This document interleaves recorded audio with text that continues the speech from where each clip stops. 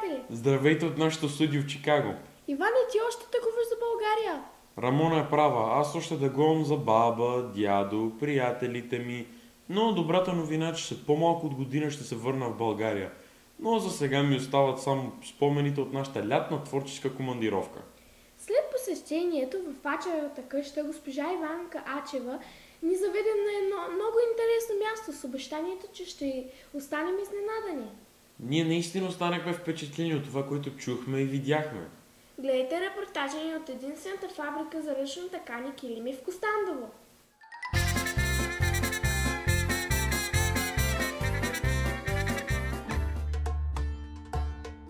Напуснахме за малко Велинград, за да ви разкажем за фабриката за ръчно ткани килими, която се намира в Костандово. Не пътувахме дълго. Там ни очакваха. Посрещаха ни Надя Парпулова и Юлия Раданова. Нямахме търпение да видим къде и как се тъкат килимите, с които се славим по цял свят. И аз пробвах. И никак не е лесно. Убедете се сами. От какви материали правите килимите? Килимите се правят от естествени материали. Основата е 100% памук. Самия килим, възлите на килима са от 100% вълна. Материалите са български, доставят се от различни места в България и се дообработват тук при нас. Как правите тези красиви цветове? Това е една от особеностите на Хемус, като производител на килими. Имаме над 8000 формули създадени за цветове и всеки ден създаваме по 10 или 15 нови цвята.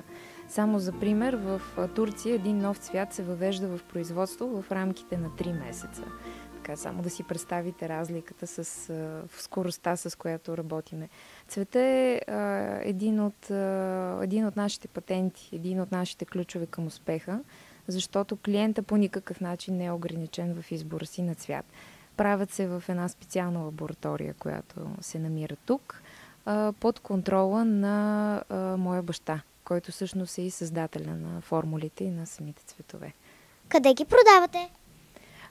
По принцип, нашите килими са предварително зададени от клиентите и ние разработваме индивидуални проекти, които вече са продадени и вече имат своето място. Всеки наш килим, като започне да се прави, вече си има дом. Килимите се продават в България, в други европейски страни, в Англия, в Франция. И сега ние се опитваме да стигнем и до страни като Норвегия, като Щатите. Дай Боже да успеем и там да продаваме. Може би ние ще ви помогнем за това. Аз не се съмнявам, че вие ще успеете да ни помогнете. Вие ще ни бъдете страхотни посланници. Плюс това ти вече знаеш и как се правят килимите, нали? Да.